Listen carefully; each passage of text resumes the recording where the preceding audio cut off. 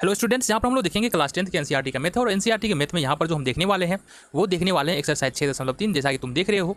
और ये जो एक्सरसाइज है बेसिकली हमारा ज्योमेट्री से रिलेटेड है।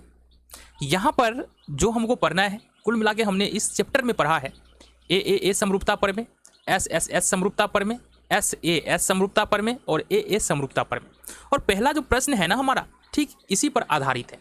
हम प्रश्न करते चलेंगे और बीच बीच में थोड़ा थोड़ा हम समझते भी चलेंगे कि ये जो ए लिखा हुआ है, एस लिखा हुआ है, एस लिखा हुआ है या ए लिखा हुआ है, इसका क्या मतलब है। ऐसे अगर तुमने इंट्रोडक्शन वाला वीडियो देखा है तो तुमको वहाँ पर पता होगा इन सारे का मतलब क्या है। आ जाओ, प्रश्न में कहा जा रहा है कि हमारे पास दो त्रिभुज, एक प्रश्न में कुल मिला के 2 त्रिभुज दिया गया है। ये दोनों त्रिभुज समरूप है या नहीं समरूप है, कुछ बातें यहाँ पर दी गई है, इसके आधार पर हमको बताना है क्या बातें दी गई है। तो अगर हम पहले नंबर के प्रश्न की बात करें तो यहाँ पर देख रहे हैं त्रिभुज ABC, गौर से देखना, त्रिभुज ABC और त्रिभुज DEF में, PQR में, इस दोनों त्रिभुज में देखेंगे तो कोण A बराबर कोण P नजर आ रहा है तुमको, और ये है तुम्हारा 60 डिग्री।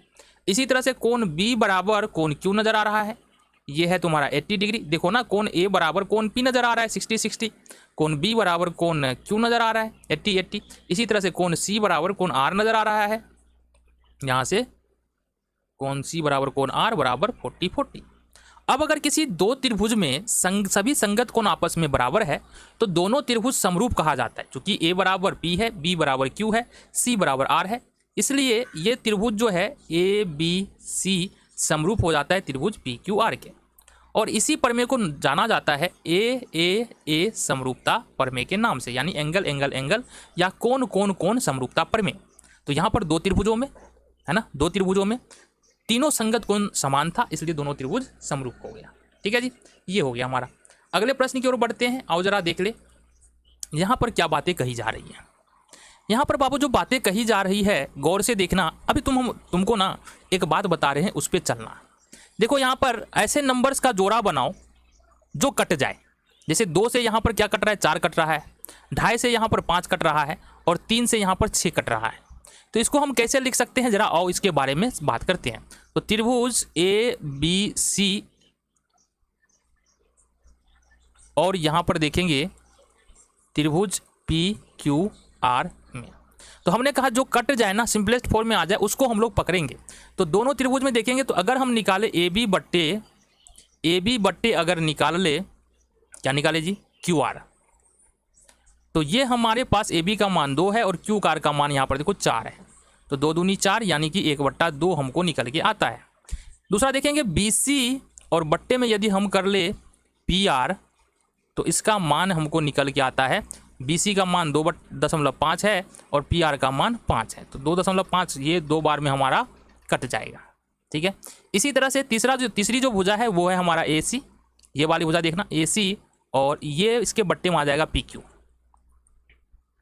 तो AC का मान 3 है और PQ का मान जो है वो 6 है। ये इस तरह से हो जाता है 3 दूनी 6 यानी कि 1/2।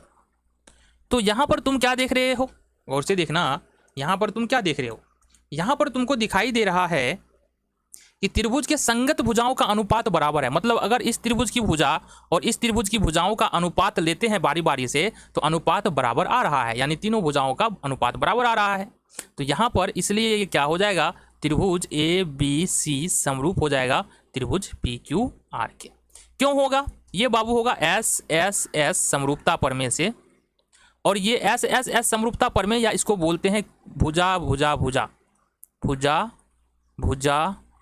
भुजा समरूपता प्रमेय से।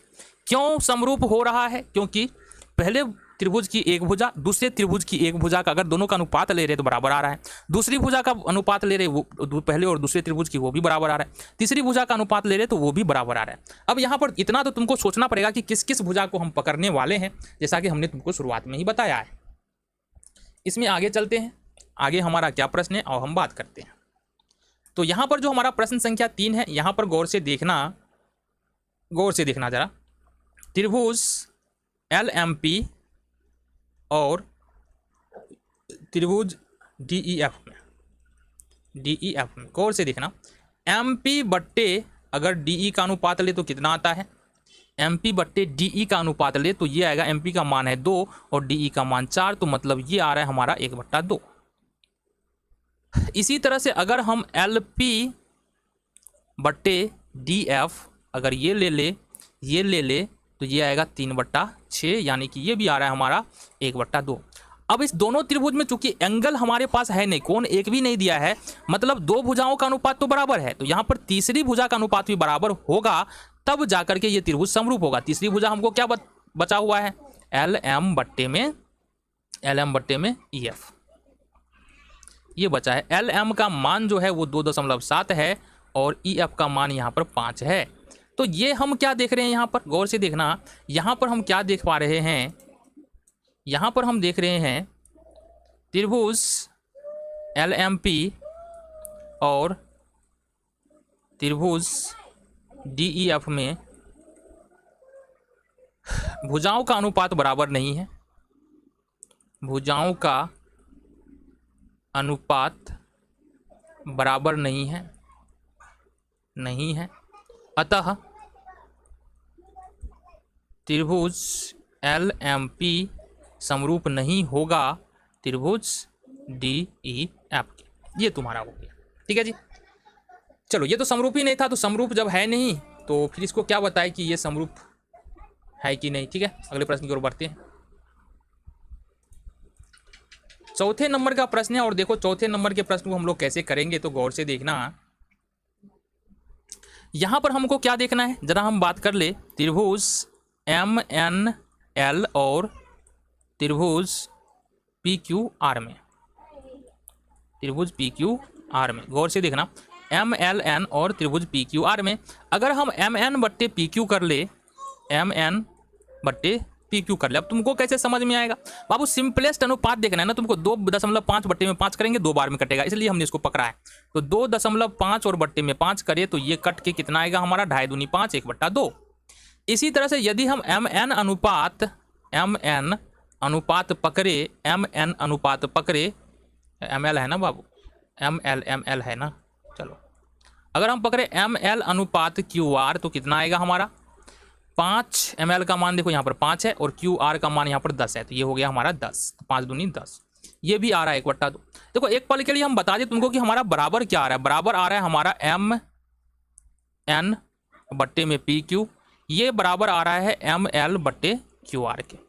क्यों बराबर आ रहा है, क्योंकि इसका भी मान 1/2 और इसका भी मान 1/2। अब समझो अगर ये दोनों बराबर है, गौर से देखना, MN और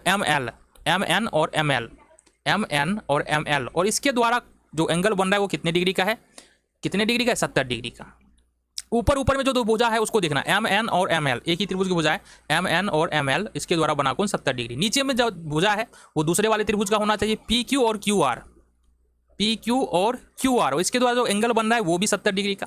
अगर इस प्रकार से अगर है हमारे पास, इसको इधर देख लेते हैं, कोण M बराबर दिया है कोण Q, तो अगर इस प्रकार से तुम्हारे पास आ रहा है तो दोनों ही त्रिभुज समरूप होता है, तो लिखेंगे त्रिभुज MNL समरूप त्रिभुज PQR, और जो थ्योरम लगता है वो लगता है हमारा SAS, यानी एक ना दो भुजा समानुपाती है और समानुपाती भुजाओं के द्वारा जो कोण बन रहा है वो भी बराबर है। इसको अगर लिखे तो क्या लिखते हैं, भुजा कोण भुजा, ठीक है, क्या लिखते हैं, लिख ही दे रहे हैं, भुजा कोण भुजा समरूपता पर, ठीक है जी। ये हो गया तुम्हारा। देन आगे की ओर बढ़ जाते हैं हमारे अगले प्रश्न पे। तो 5वें नंबर का प्रश्न है, आओ जरा बात करते हैं कि 5वें नंबर के प्रश्न को हम लोग कैसे सॉल्व करते हैं, क्या कह रहे हैं। तो 5वें नंबर की प्रश्न की बात करें ना, तो यहां पर देखो त्रिभुज ABC, यहां पर देखेंगे त्रिभुज ABC और त्रिभुज DEF में, तो हमको अनुपात लेना है। यहां पर कैसे अनुपात लेंगे, देखो ये 2.5 है और ये 5 है, इसका अनुपात 1/2 निकलेगा। इसका मतलब हमको पकड़ना है AB और बट्टे में DF, इसका अनुपात लेना है, तो ये हमको निकल रहा है 2.5 और बट्टे में 5, काटेंगे 2.5 दूनी हो जाएगा 5, यानी ये हो जाएगा हमारा 1/2। दूसरी भुजा का अनुपात लेंगे BC और बट्टे में हमको लेना है EF, और BC का मान देखना यहाँ पर 3 है और EF का मान यहाँ पर कितना है 80 डिग्री, कितना है जी 6 है, तो 3 दूना 6, तो ये 1/2। अच्छा, हमको दे क्या रखा है, कोण ए बराबर कोण एफ बराबर 80 डिग्री। बट यहाँ पर हमने क्या बताया है, हमारा बराबर क्या आ रहा है, गौर से देखना, हमारा बराबर आ रहा है यहाँ पर ए बी बट्टे डी एफ बराबर आ रहा है बी सी और बट्टे एफ ई। हमने क्या बताया, ए बी और बी सी इसके द्वारा जो कोण बनेगा, तो ए बी और बी सी यहाँ पर जो कोण बनेगा वो बराबर होना चाहिए डी एफ और एफ ई के द्वारा बने हुए कोण के। तो डी एफ और एफ ई ये तो ठीक है हमारा, नीचे में तो ठीक है, डी एफ और एफ ई के द्वारा जो बना कोण है वो 80 डिग्री है। बट यहाँ ऊपर में मामला थोड़ा गड़बड़ है, ए बी और बी सी के द्वारा बना कोण, ए बी और बी सी के द्वारा बना कोण यहाँ पर 80 डिग्री नहीं है, ये हमारा ए बी और ए सी के द्वारा बना हुआ कोण 80 डिग्री है। ठीक है, तो यहाँ पर क्या लिख सकते हैं बाबू, लिख सकते हैं समानुपाती भुजाओं द्वारा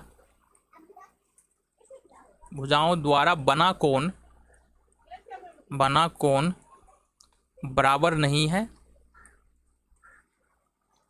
अतः त्रिभुज ए बी सी समरूप नहीं होगा त्रिभुज टी ई एफ के। ये तुम्हारा सॉल्यूशन हो गया।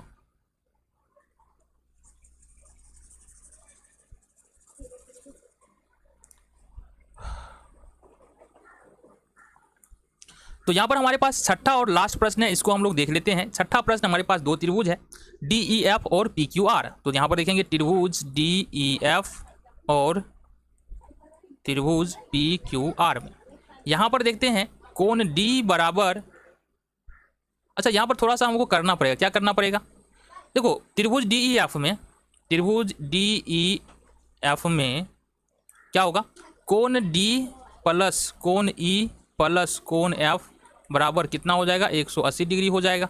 ठीक है जी, तो अगर कोण डी की बात करें तो यहाँ पर कितना है, 70 डिग्री है, कोण ई की बात करें वो 80 डिग्री है, और कोण एफ हमारे पास नहीं है, कोण एफ हमारे पास नहीं है, ये 180 के बराबर होगा। 8 7 15 होगा, यानी 150 प्लस कोण एफ बराबर ये हो गया हमारा 180 डिग्री। अब कोण एफ बराबर देखेंगे तो ये होगा 180 माइनस 150 डिग्री बराबर 30 डिग्री। मतलब ये कोण एफ जो निकल रहा है ना, वो एफ कितना निकल रहा है हमारे पास, ये निकल रहा है 30 डिग्री। चलो जी, ये तो हो गया इस वाले त्रिभुज में। दूसरे त्रिभुज में देखेंगे, त्रिभुज पी क्यू आर में कोण पी प्लस कोण क्यू प्लस कोण आर, ये भी होगा कितना, 180 डिग्री।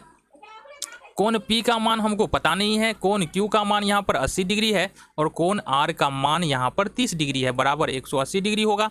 यहाँ से कोण पी का कोण पी रखेंगे, 80 डिग्री और 30 डिग्री, ये कितना हो जाएगा, अच्छा ये कोण लगा दिया हमने, 80 और 30 ये हो जाएगा 110 डिग्री बराबर 180 डिग्री। और इस तरह से अगर कोण पी बराबर लिखे तो ये होगा 180 और माइनस 110 डिग्री बराबर हो जाएगा हमारा 70 डिग्री, यानी कि 70 डिग्री। अब यहाँ पर हम क्या देख रहे हैं, यहाँ पर कोण एफ बराबर 30 आ रहा है, और कोण पी बराबर जो कि यहाँ पर नहीं दिया है, कोण पी बराबर यहाँ पर हमारे पास 70 डिग्री आ रहा है। अब जरा गौर से देखना, थोड़ा सा और बात करेंगे, हमारा काम यहाँ से बन जाएगा, देखना जरा। अब देख लो, अब अगर हम देखें त्रिभुज डी ई एफ और त्रिभुज पी क्यू आर में, तो कोण डी बराबर कोण पी है, कोण डी बराबर कोण पी निकल के आ रहा है, ये है हमारा कितना, 70 डिग्री। गौर से देखना, कोण डी बराबर कोण पी 70 डिग्री। कोण क्यू बराबर कोण ई बराबर ना, कोण ई बराबर है कोण क्यू के, ये है हमारा 80 डिग्री। और कोण एफ बराबर कोण आर है, ये है हमारे पास 30 डिग्री।